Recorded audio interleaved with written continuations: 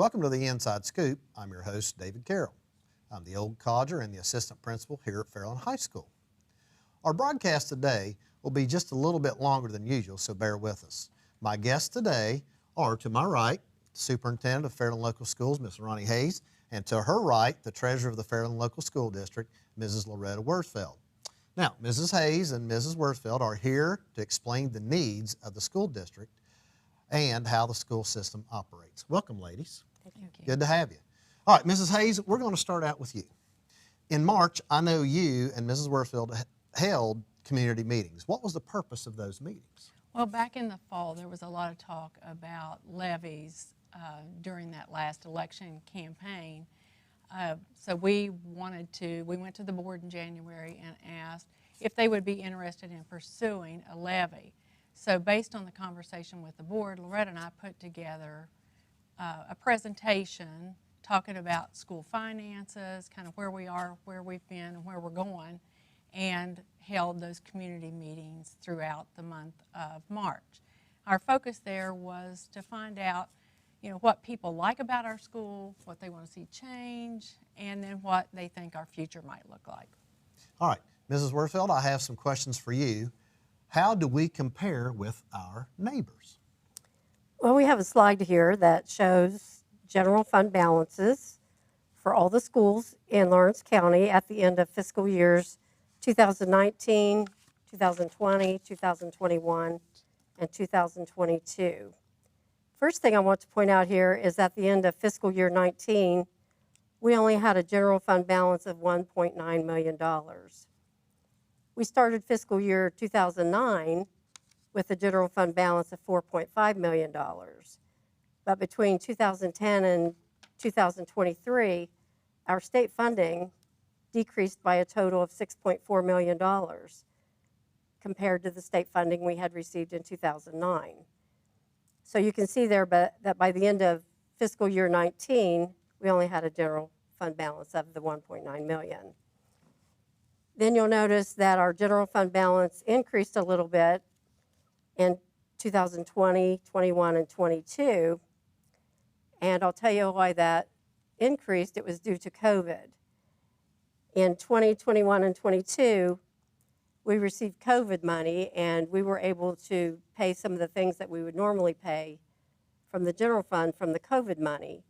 So that helped our general fund balance increase, and you can see that in fiscal year 22, we ended with a general fund balance of $3.2 million. I'm going to give you the funding formula in a nutshell to help you understand how we are funded. The state has developed an average cost, meaning salary plus benefits, for every position in a school district. Every district gets funded for one superintendent and one treasurer. Then, for example, the average cost for a classroom teacher is $68,000. They will pay us for one kindergarten teacher for every 20 kindergarten students. So if we have 80 kindergarten students, they will pay us 4 times the $68,000. If we have 90 kindergarten students, they give us 4.5 times the $68,000, et cetera. For grades 1 to 3, they give us funding for a teacher for every 23 students, et cetera. It doesn't matter how many teachers we have in that grade level, they give us funding based on the number of students in that grade level. They give us funding for guidance counselors, custodians, maintenance, bus drivers, et cetera. They add all that up, and that is how much they have determined it will cost us to educate our students, and that is how much we should be funded. Currently, we should be funded at $11.6 million for this year. But that's not how much funding we receive. There's a wealth index that they factor into the calculation. That is based on the median income of the residents of our district and the property values in our school district. So in Fairland's case, after taking the median income and the property values into consideration, we only get 51.2% of the amount that they have calculated that we need to operate for the year. On to the next slide then. This is a graph of what percent of their total that each school in our county gets. I have them ranked from lowest to highest percent that they receive from the state. Rock Hill is the only one that is less than Fairland. They're at 38.2% because of the property value of the energy plant in their district. But on the other hand, they get a large amount of tax money from the property taxes paid by the energy plant. You saw on the first slide that they had $21 million in their general fund at the end of fiscal year 2022. Dawson Bryant gets the highest percentage in Lawrence County at 76.7%. So if you compare those, it's a huge difference for one school to get 76% of their calculated funding compared to the 51.2% that Fairland gets. How does our funding per pupil compare to the other county schools? I received this information from the Ohio Department of Education in July of 2023. It shows how much state funding each district in our county received in fiscal year 23 and how much tax revenue each received. The first column is the property tax revenue, the second column is the state funding received, and then the third column is those two added together. The fourth column is the number of pupils each district in the county has. And then I added that last column that is funding per pupil, and it's simply column 3 divided by column 4. Total funding divided by number of pupils. And this gives us funding per pupil, and you can see this is really eye-opening. It's one thing to see how much total funding each district gets, but it's something different when you factor in how many students they are serving. It really puts it in perspective. Not only can you see that Fairland has the second highest number of students, but Fairland gets the lowest amount of funding per pupil. You can also see that Sims Valley gets $17,866 per pupil compared to Fairland's $9,188 per pupil. It only makes sense that the more pupils you have, the more funding you would need to educate those students. More textbooks, more supplies, more transportation, etc. That is the way the funding formula should be set up, but then they add in that wealth index. This is nothing against Sims Valley, but we have more than twice as many students as they do, but in total state funding and taxes, they only get $1.4 million per year less than we do. We are underfunded by the state because we have higher property tax values and higher median incomes.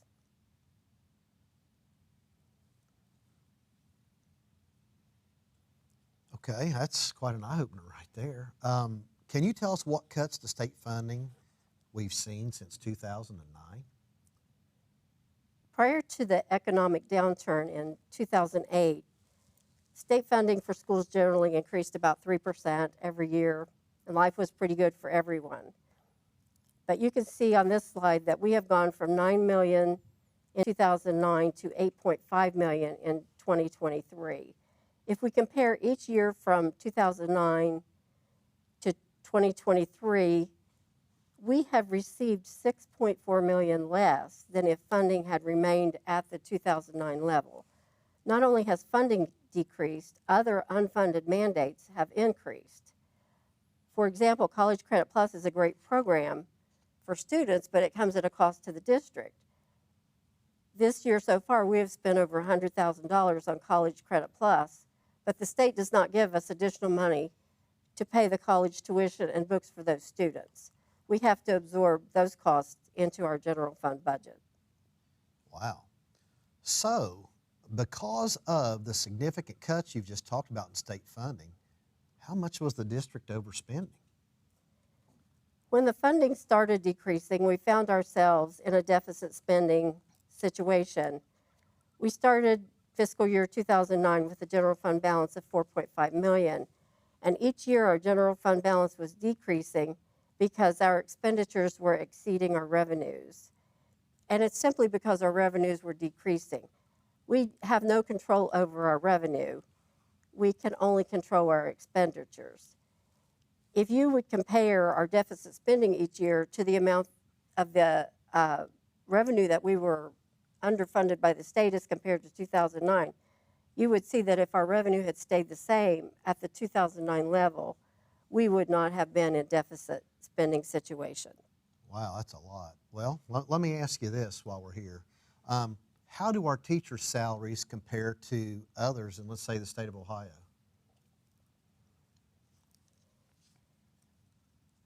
This slide will show you that except for the first couple years, our teacher salaries have been much less than the state average. Our teachers had to go a lot of years with little or no wage increase. They still received their step increases. So it's not like they were not receiving any increases at all. But the first year or two, we were above the state average because we had already negotiated the contract for those years. But then you see that our teachers received a 0% increase for the next 3 years. And you can see that after that, we've been below the state average ever since then. Okay, so people of us in the school district, we know about the 5-year forecast. So another question would be, what does our 5-year forecast for the school district look like? This slide shows our current 5-year forecast for revenues and expenses for this year and for the next 4 years. Our revenue is pretty flatlined other than increase every 3 years or so due to tax reevaluations and reappraisals. However, our expenses continue to increase. Salaries and benefits go up every year. Even without a wage increase, employees get step increases. Most years, unfortunately, health insurance rates also go up. Everything is going up, right? Fuel, supplies, textbooks, cleaning supplies. But what I want you to notice about this pattern is that we're going to be back to the pre-COVID trend, that our expenditures are going to start exceeding our revenues again.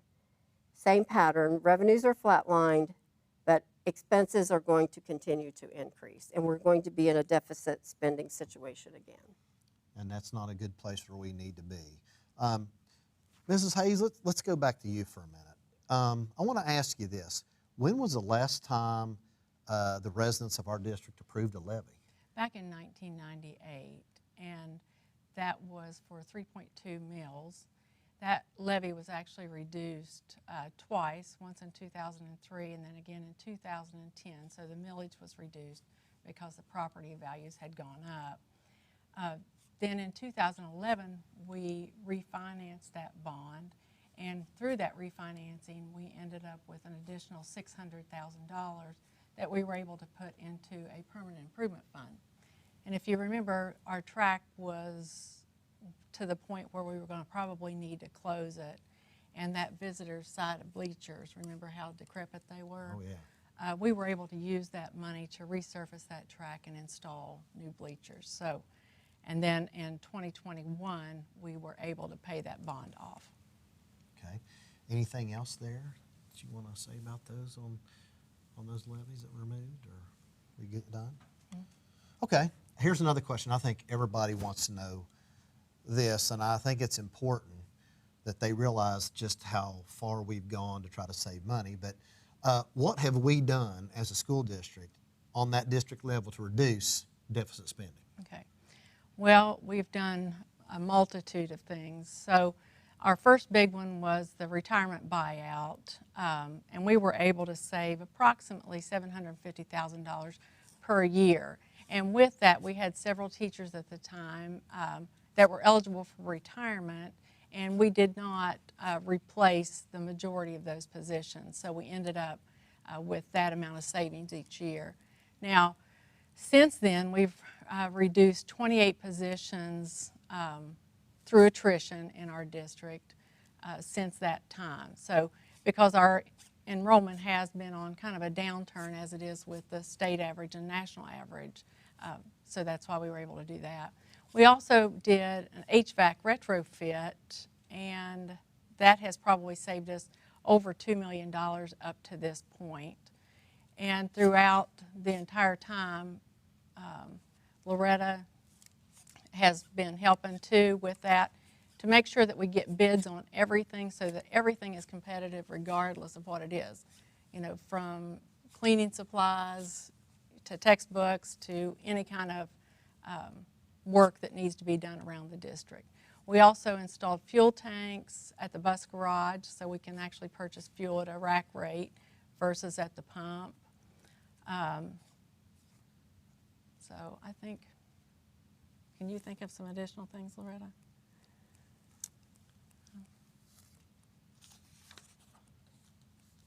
Well, I guess that's okay right there. We can move on to something else. Here's something I know that people question about a lot. I know a lot of people talk about grants. And I know the question is going to be to you, well, why don't we apply for grants? And we do apply for grants. The problem is there aren't very many grants out there, or there are no grants that I've seen or know of that would actually supplement the general fund. So they're usually very specific grants, and because our disadvantage numbers, the number of students that receive free and reduced lunch, is low, most all the time we don't qualify for anything like that. But the most recent grants that we have received were the ESSER grant, the COVID money. And so with that, we were able to replace our chillers. We were able to buy technology that we hadn't been able to buy before, the Chromebooks, so that we had a one-to-one computing ratio, new teacher workstations, and then the new flat panels that we have, in all the classrooms, in addition to all of our cleaning supplies, being able to pay for subs and some other professional development that way. So we've also had the bus grant. It was a matching grant, but we ended up with 3 new buses from that grant. It was around $185,000. And then we ended up receiving a safety grant for around $400,000, and we've used it to upgrade our security systems. We've put the film on the doors that makes it a little more bullet resistant, door barriers, just a gamut of things at this point. Oh, I want to say right now that upgrading these HVAC systems is so important, because it is so hard to keep a student on task when they're sitting there just sweating away, and I mean, we all went without air conditioning, but the kids these days aren't used to it, and it's a little bit different. So I'm glad that we got to do that. That, I know that was one very, very big thing we appreciate. I know the teachers appreciate those huge flat screens we've got. That is a great tool. Unfortunately, I didn't get to use it, but I know Coach Harris and I used it once at a ball game from behind us, and it's a great learning tool, and I'm glad that we got those. That's a really awesome thing for us to get. Okay, I've got another one here, and this is a huge question for me. How do we compare to other districts when it comes to academics and extracurricular programs? Okay. Well, we've always, our reputation has been academics. Currently, we have 18 hours of dual credit courses, including biology, human anatomy, English, communications. We're looking to add college algebra, hopefully next year, chemistry. So we have got a lot of classes, and what that means with that dual credit is our kids can stay here and they're receiving college credit while taking that course with one of our teachers. We've got close to 100 students participating in College Credit Plus, and that's more than any other district in our region.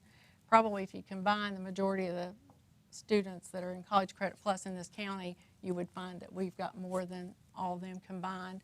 And then Loretta had spoke a few minutes ago about, the cost for that. It's a great program, and to allow kids to take college courses while they're in high school, but it does come at a cost to the district. She did say over $100,000. Is that correct?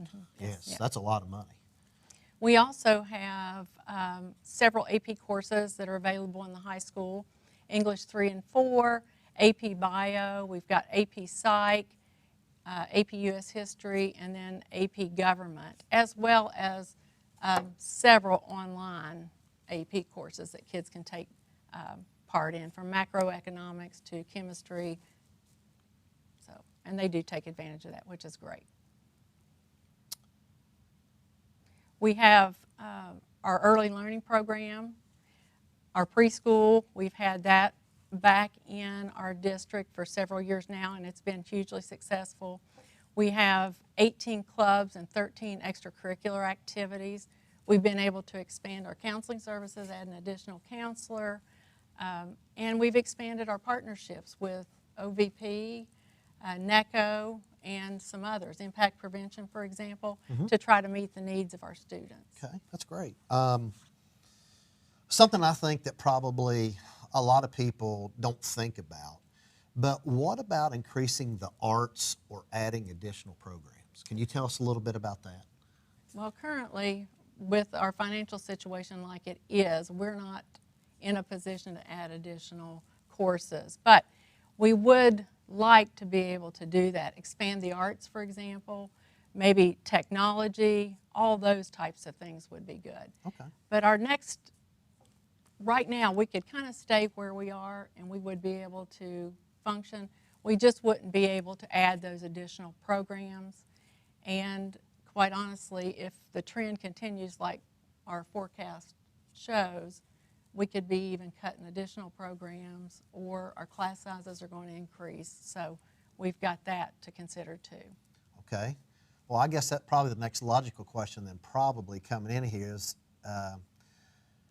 are there other opportunities to cut costs that that haven't been done yet?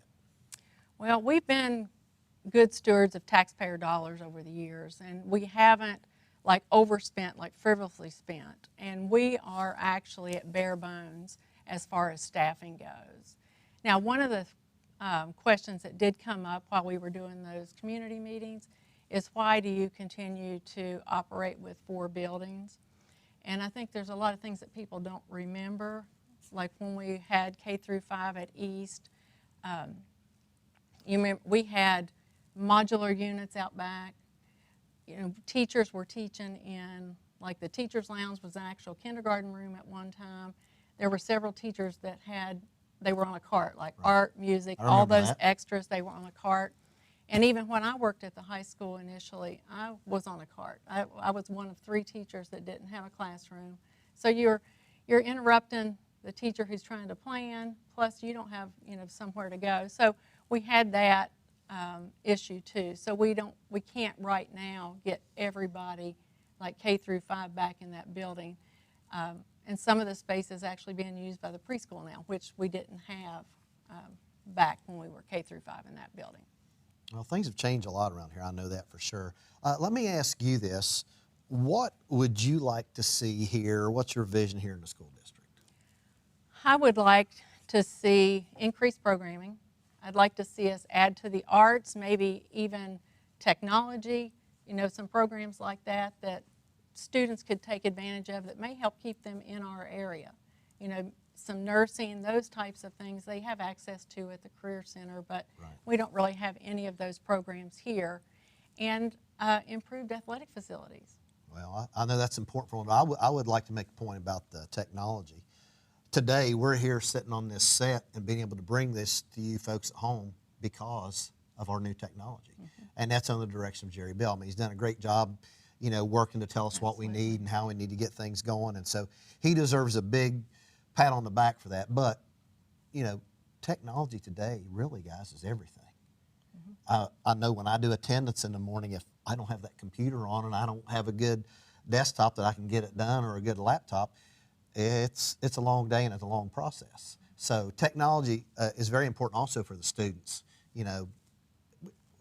That's your library now. Right. That's your go-to library. We don't go down and use the card catalog. I mean, most people probably don't, kids here don't know what that is. So, but it's good that we have technology. That's very important. All right.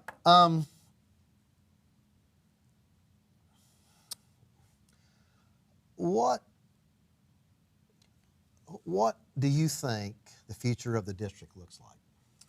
Well, as a community, I think we have to decide. We have to make that decision as to whether or not we're going to be okay with the minimum and get by, and we can do that. We can still provide a quality education, or do we want what's best for our kids? To be able to offer them these other opportunities so that they have ample opportunities to be successful post-secondary. I think the district here has done that for a long time. We've gotten a lot out of a lot of bang for our buck, as they say, for a long time. Okay, Mrs. Hayes, before we close out the broadcast, is there anything you want to tell us about the progress over at the Fairland West building? Okay. We have, the West building has completely been mitigated. All of the damaged carpets, furniture, all those things have been removed. And we're in the process of getting set up with a contractor to start the reconstruction process. So there's a lot to do, but we fully expect to be back in that building the 1st of August. Okay. Anything else any kind of details or anything else you want to share with us, or anything else you feel like you needed to know about that building, or anything else that we haven't discussed here so far, you think? No. I want to give you that opportunity. Okay. Well, with that being said, I'd like to thank our guests, Mrs. Roni Hayes, Superintendent, and Mrs. Loretta Wirzfeld, the Treasurer, for being here today. And I want to close with a message. Okay?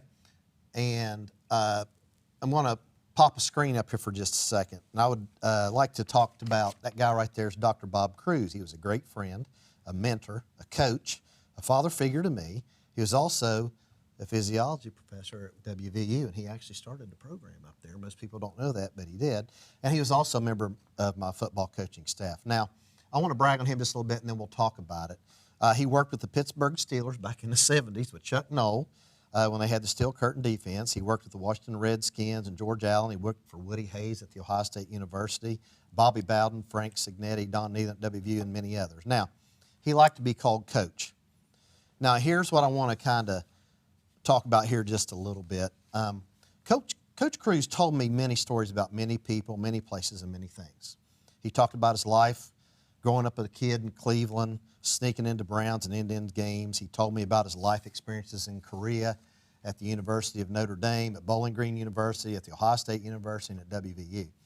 Coach Cruz was a very educated man, and he was constantly reading and learning new things. He was a forever student. Now, you're asking, what does Coach Cruz have to do with all this? Well, here we go. Coach Cruz is a very wise man, and he told me something many years ago, and to this day, I have never forgotten what he told me. He said this to me. He said, "Coach, the world can take everything away from you but one thing, and that one thing is your education." Again, that quote I've never forgotten. That's always meant a lot to me. So my question for everyone watching this show today is this. Do you think our young people and their educations are important? They are the leaders of tomorrow. Are their successes something you want to see and be proud of? I know all of us up here, we want that. Absolutely. And that's what we're going for. So anyway, finishing off, I want to give a huge, big shout out to Brody Buchanan, Jonathan Nida, Isabel Swindler, and our award-winning video teacher, Jerry Bell, for making this show possible today. Thanks for tuning in. Our guest for next week's broadcast is scheduled to be our band director, Mr. Chris Shue. Thanks again for watching. Thank my guests, these two ladies here today, and go Dragons.